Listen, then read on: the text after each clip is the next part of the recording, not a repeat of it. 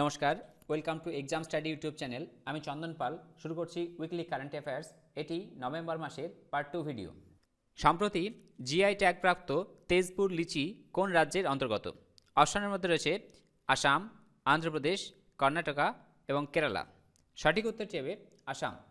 যেহেতু এই প্রশ্নের মধ্যে তেজপুর লিচি রয়েছে আর তেজপুর ডিস্ট্রিক্ট আসাম রাজ্যে অবস্থিত, কোশ্চেন থেকেই উত্তরটি পাওয়া যায় তেজপুর লিচি আসাম রাজ্যের অন্তর্গত।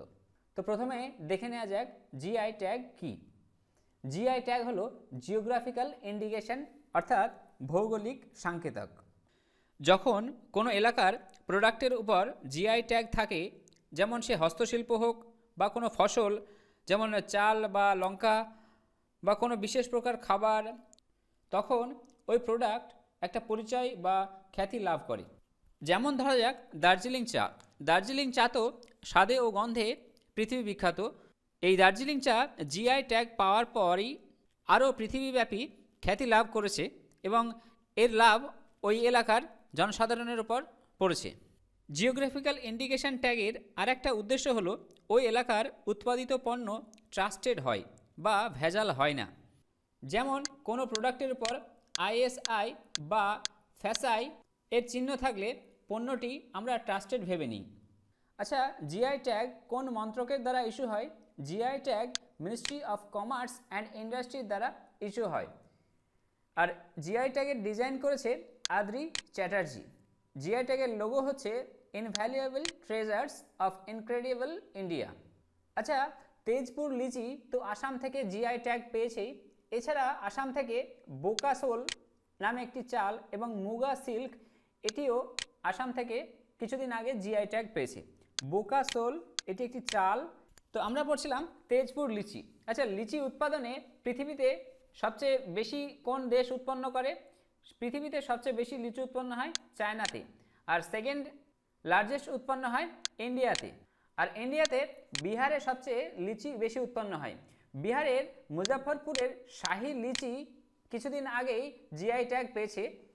মুজাফরপুরে যে শাহী লিচি এটি অত্যন্ত সুস্বাদু এবং মুজাফরপুরে ভারতের উৎপাদিত লিচির 40% লিচি উৎপাদিত হয়। এই জন্য মুজাফরপুরকে বলা হয় লিচি বাউল অফ ইন্ডিয়া। তো দেখে নেওয়া যাক 2019 ও 20 সালে যে সমস্ত প্রোডাক্ট জিআই ট্যাগ পেয়েছে তার মধ্যে উল্লেখযোগ্য হচ্ছে কান্ধামাল হলদি। এটি উড়িষ্যা থেকে জিআই ট্যাগ পেয়েছে। এটি একটি এগ্রিকালচারাল প্রোডাক্ট। পাওনদাম এটি একটি হ্যান্ডিক্রাফট প্রোডাক্ট। এটি জিআই ট্যাগ পেয়েছে মিজোরাম থেকে। এই লোয়ার অংশটিকে বলা হয় পাওনদাম। গুলবার্গা তিরুর ডাল এটি একটি এগ্রিকালচারাল প্রোডাক্ট। এটি জিআই ট্যাগ পেয়েছে কর্ণাটক থেকে। এই হচ্ছে গুলবার্গা তিরুর ডাল। খোলা চিলি বা খোলা লঙ্কা এটি জিআই ট্যাগ পেয়েছে গোয়া থেকে। এটিও একটি এগ্রিকালচারাল প্রোডাক্ট।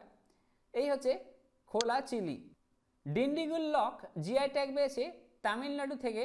এটি একটি ম্যানুফ্যাকচারার প্রোডাক্ট। এটি হচ্ছে Dindigul lock. Tirur betel leaf এটি একটি পান পাতা। এটি একটি এগ্রিকালচারাল প্রোডাক্ট আর এটি জিআই ট্যাগ পেয়েছে কেরালা থেকে। এই হচ্ছে Tirur betel leaf. Channapatna toy GI tag পেয়েছে কর্ণাটকা থেকে। এটি একটি টয় প্রোডাক্ট আর এই হচ্ছে চান্নাপাটনা টয়। আমার অ্যাসপিরেন্টদের কাছে এই কোশ্চেনটা করছি আর ভিডিওটি পজ করে এই কোশ্চেনটা করতে অনুরোধ করছি।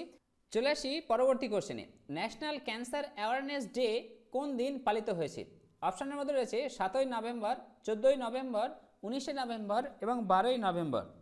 সম্প্রতি 7ই নভেম্বর ক্যান্সার অ্যাওয়ারনেস ডে পালিত হয়েছে আর এর উদ্দেশ্য হলো ক্যান্সার হওয়ার কারণ এবং ক্যান্সারের ফার্স্ট এজেই যাতে ধরা পড়ে সেই লক্ষণগুলি জনগণের উপর সচেতনতা বৃদ্ধি করা। তো ন্যাশনাল ক্যান্সার অ্যাওয়ারনেস ডে কবে পালিত হয়? 7ই নভেম্বর। আর ওয়ার্ল্ড ক্যান্সার ডে কবে পালিত হয়?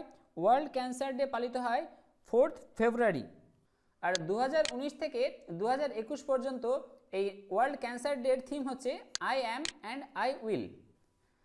তো দেখে নেওয়া যাক ক্যান্সার কি। ক্যান্সার হলো এমন একটা ডিজিজ যেখানে সেলের উপর অ্যাবনর্মাল গ্রোথ হয় এবং এই সেল আনকন্ট্রোলেবলি গ্রোথ হয়। যেমন এই ছবিতে দেখা যাচ্ছে এটা নর্মাল টিস্যু আর এখানে ক্যান্সার সেল উৎপন্ন হয়েছে। এই ক্যান্সার সেল নর্মাল সেলের থেকে অ্যাবনর্মালভাবে বৃদ্ধি পাচ্ছে। এবং এটি কন্ট্রোল করা খুবই মুশকিল। তাই পৃথিবীতে ক্যান্সারকে second leading cause of death হিসাবে ধরা হয়। এবার দেখে নেওয়া যাক অন্যান্য অপশানগুলি। 14 নভেম্বর ওয়ার্ল্ড ডায়াবেটিস ডে হিসাবে পালিত হয়েছে। 19 নভেম্বর অর্থাৎ 19শে নভেম্বর ওয়ার্ল্ড টয়লেট ডে হিসাবে পালিত হয়েছে এবং 12ই নভেম্বর ওয়ার্ল্ড নিউমোনিয়া ডে হিসাবে পালিত হয়েছে। সম্প্রতি নমামি গঙ্গে প্রজেক্টের ব্র্যান্ড অ্যাম্বাসেডর হিসাবে কে নিযুক্ত হয়েছেন? অপশানের মধ্যে আছে অমিতাভ বচ্চন, সোনু সুদ, চাচা চৌধুরী এবং আয়ুষ্মান খুরানা। সঠিক উত্তরটি হবে চাচা চৌধুরী। তো এই হচ্ছে চাচা চৌধুরী, আর চাচা চৌধুরীকে বলা হয় কম্পিউটার সেভি তেজ দিমাগ। এই নমামি গঙ্গে প্রজেক্ট চালু হয়েছে সেন্ট্রাল গভর্নমেন্টের দ্বারা 2014 সালে, আর এর উদ্দেশ্য হচ্ছে গঙ্গার পলিউশন রোধ করা এবং সংরক্ষণ করা। যেমন সিওয়েজ ট্রিটমেন্ট, যেমন গঙ্গার পলিউশন হিসেবে river surface cleaning, sewage treatment, industrial efficient monitoring এবং সংরক্ষণ বলতে অ্যাফরেস্টেশন অর্থাৎ গঙ্গার চারিদিকে দুই পারে গাছ লাগানো, পাবলিক অ্যাওয়ারনেস করা। এবার দেখে নেওয়া যাক অন্যান্য অপশানগুলি। অন্যান্য অপশানগুলির মধ্যে অমিতাভ বচ্চন অ্যালেক্সার আওয়াজ দেওয়া প্রথম ভারতীয়। সোনু সুদের কথা বলতে গেলে সোনু সুদ সম্প্রতি এসআর ইন্ডিয়ার ব্র্যান্ড অ্যাম্বাসেডর হিসেবে নিযুক্ত হয়েছেন এবং সোনু সুদ কিছুদিন আগে ইউএনডিপির স্পেশাল হিউম্যানিটেরিয়ান অ্যাওয়ার্ড পেয়েছেন মাইগ্রেন্ট লেবারদের বাড়ি ফেরানোর উদ্দেশ্যে। আয়ুষ্মান খুরানার কথা বলতে গেলে আয়ুষ্মান খুরানা সম্প্রতি বাজাজ আলিয়ান্স এবং আরবান ক্রুজারের ব্র্যান্ড অ্যাম্বাসেডর হিসেবে নিযুক্ত হয়েছেন এবং আয়ুষ্মান খুরানা কিছুদিন আগেই ইউনিসেফের সেলিব্রিটি অ্যাডভোকেট হিসাবে নিযুক্ত হয়েছেন। সম্প্রতি ভারতের স্যান্ড ডিউন পার্ক কোথায় স্থাপিত হয়েছে? অপশনের মধ্যে রয়েছে আসাম, গুজরাট, গোয়া, মণিপুর। সঠিক উত্তরটি হবে গোয়া। আচ্ছা, দেখে নেওয়া যাক স্যান্ড ডিউন কী। স্যান্ড ডিউন সাধারণত মরুভূমিতে দেখা যায়। স্যান্ড ডিউন হচ্ছে একটা বালি বা এ ধরনের একটা বাঁধ। এখানে স্যান্ড ডিউন দেখানো হয়েছে সমুদ্র তীরবর্তী অঞ্চলে।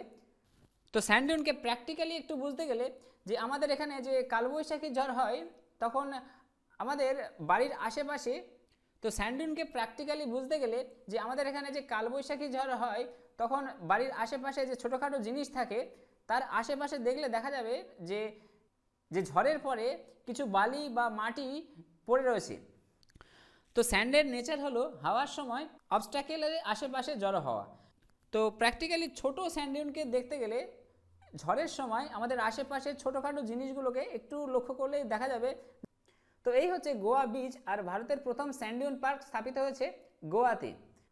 তো প্রশ্নটা এমন আসতে পারে, Indian first sand dune park স্থাপনে কোন ব্যাংক সহায়তা করেছে? উত্তর হবে ওয়ার্ল্ড ব্যাংক। আর ওয়ার্ল্ড ব্যাংক 3 কোটি টাকা দিয়ে এই গোয়াতে স্যান্ড ডিউন পার্ক স্থাপনে সহায়তা করেছে। তো স্যান্ড ডিউন প্রকৃতিতে ন্যাচারালি তৈরি হয়, সেটা সমুদ্রেই হোক বা মরুভূমিতেই হোক। স্যান্ড ডিউনকে বলা হয় ফার্স্ট লাইন অফ ডিফেন্স। কিভাবে ফার্স্ট লাইন অফ ডিফেন্স বলা হয়? এই যে স্যান্ড ডিউন পার্ক সমুদ্রের থেকে একটু উঁচু হয়, আর এখানে যখন ঝোড়ো হাওয়া আসে বা কোনো স্টর্ম আসে বা কোনো ন্যাচারাল ডিজাস্টার বা সুনামি, এই স্যান্ড ডিউন পার্ক তখন ফার্স্ট লাইন অফ ডিফেন্সের হিসাবে কাজ করে। তো সমুদ্র থেকে যখন খুব জোরে হাওয়া আসে বা খুব জোরে ঝড় আসে, তো ঝড় এসেই প্রকৃতির মাটিতে আছড়ে পড়ে, আর এই স্যান্ড ডিউন তখন ফার্স্ট লাইন অফ ডিফেন্স হিসাবে কাজ করে। সুনামির ক্ষেত্রেও এই একই ব্যাপার হিসাবে কাজ করে, যেখানে প্রচুর জলোচ্ছ্বাস আসে আর এই স্যান্ড ডিউন তখন একটা ডিফেন্স লাইন হিসাবে কাজ করে। তো স্যান্ড ডিউনকে এই জন্যই ফার্স্ট লাইন অফ ডিফেন্স বলা হয়।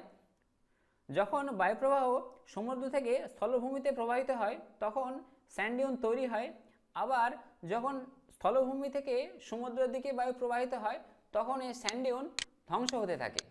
এছাড়াও স্যান্ড ডিউনের কিছু স্পেশাল বেনিফিট আছে, যেমন স্যান্ড ডিউন যে কোস্টাল বার্ড স্পিসিস আছে সেগুলোকে রক্ষা করে এবং কোস্টাল ইরোশন যেটা কোস্টাল ভূমিক্ষয় যেটা সেগুলোকেও স্যান্ড ডিউন রক্ষা করে।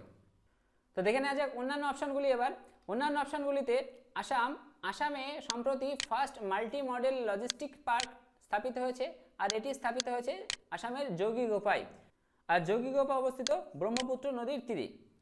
গুজরাটে সম্প্রতি ফার্স্ট ডাইনোসর পার্ক স্থাপিত হয়েছে, আর এটি স্থাপিত হয়েছে গুজরাটের মহিসাগরে। মণিপুরের কথা বলতে গেলে মণিপুরে ভারতের প্রথম ফ্লোটিং ওয়াইল্ড লাইফ স্যাঞ্চুরি স্থাপিত হয়েছে, যার নাম হচ্ছে কেইবুল লামজাও ন্যাশনাল পার্ক।